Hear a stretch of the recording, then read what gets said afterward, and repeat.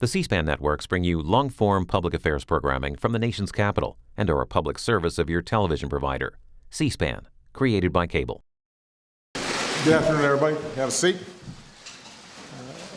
Today I had a chance to speak with John Boehner and congratulated Mitch McConnell on becoming the next Senate Majority Leader. And I told them both that I look forward to finishing up this Congress's business and then working together for the next 2 years to advance America's business. And I very much appreciated Leader McConnell's words last night about the prospect of working together to deliver for the American people. On Friday, I look forward to hosting the entire Republican and Democratic leadership at the White House to chart a new course forward.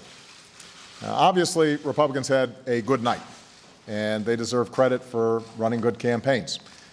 Beyond that, I'll leave it to all of you and the professional pundits to pick through yesterday's results. What stands out to me, though, is that the American people sent a message, one that they've sent for several elections now. They expect the people they elect to work as hard as they do. They expect us to focus on their ambitions and not ours. They want us to get the job done. All of us in both parties have a responsibility to address that sentiment.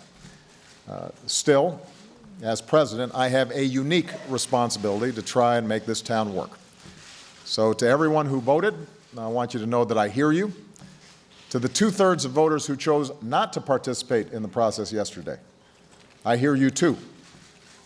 All of us have to give more Americans a reason to feel like the ground is stable beneath their feet, that the future is secure, that there's a path for young people to succeed, and that folks here in Washington are concerned about them.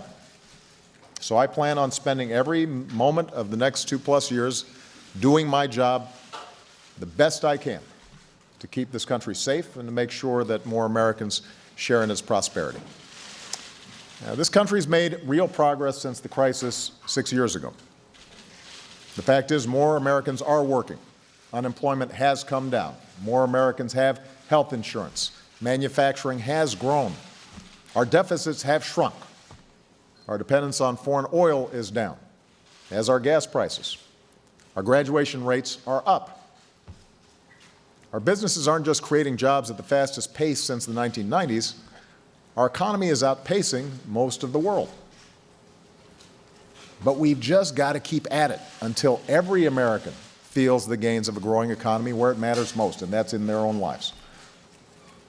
Obviously, much of that will take action from Congress, and I'm eager to work with the new Congress to make the next 2 years as productive as possible.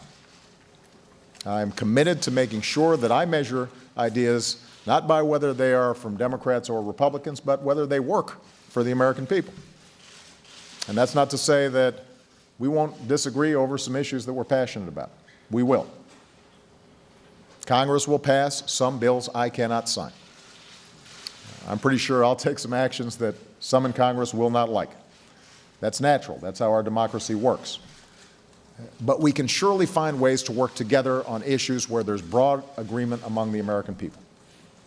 So I look forward to Republicans putting forward their governing agenda. I will offer my ideas on areas where I think we can move together to respond to people's economic needs. So just take one example. We all agree on the need to create more jobs that pay well. Traditionally, both parties have been for creating jobs rebuilding our infrastructure, our roads, bridges, ports, waterways.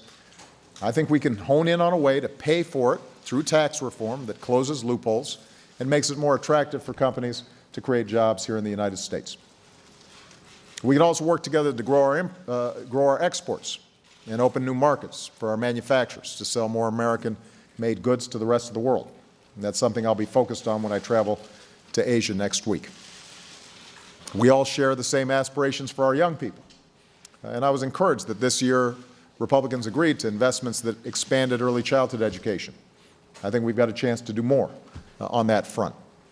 We've got some common ideas to help more young people afford college and graduate without crippling debt so that they have the freedom to fill the good jobs of tomorrow and buy their first homes and start a family. And in the 5 states where a minimum wage increase was on the ballot last night, voters went 5 for 5 to increase it. And that'll give about 325,000 Americans a raise in states where Republican candidates prevailed.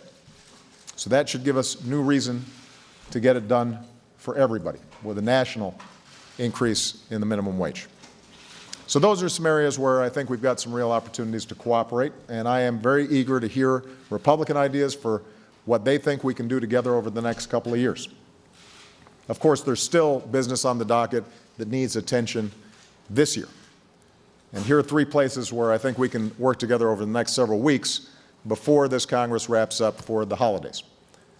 First, I'm submitting a request to Congress for funding to ensure that our doctors, scientists, and troops have the resources that they need to combat the spread of Ebola in Africa and to increase our preparedness for any future cases here at home. Second, I'm going to begin engaging Congress over a new authorization to use military force against ISIL. The world needs to know we are united behind this effort, and the men and women of our military deserve our clear and unified support. Third, back in September, Congress passed short-term legislation to keep the government open and operating into December. That gives Congress 5 weeks to pass a budget for the rest of the fiscal year, and I hope that they'll do it in the same bipartisan, drama-free way that they did earlier this year.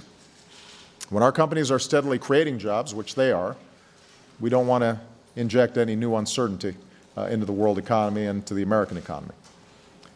The point is, it's time for us to take care of business. There are things this country has to do that can't wait another 2 years or another 4 years. There are plans this country has to put in place for our future. And the truth is, I'm optimistic about our future. I have good reason to be.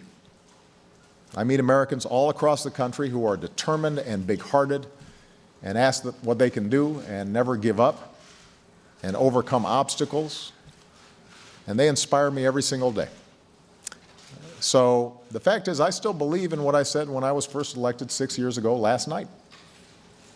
For all the maps plastered across our TV screens today, and for all the cynics who say otherwise, I continue to believe we are simply more than just a collection of red and blue states. We are the United States. And whether it's immigration or climate change or making sure our kids are going to the best possible schools, to making sure that our communities are creating jobs, whether it's stopping the spread of terror and disease, to opening up doors of opportunity to everybody who's willing to work hard and take responsibility. The United States has big things to do. We can and we will make progress if we do it together. And I look forward to the work ahead. So with that, let me take some questions.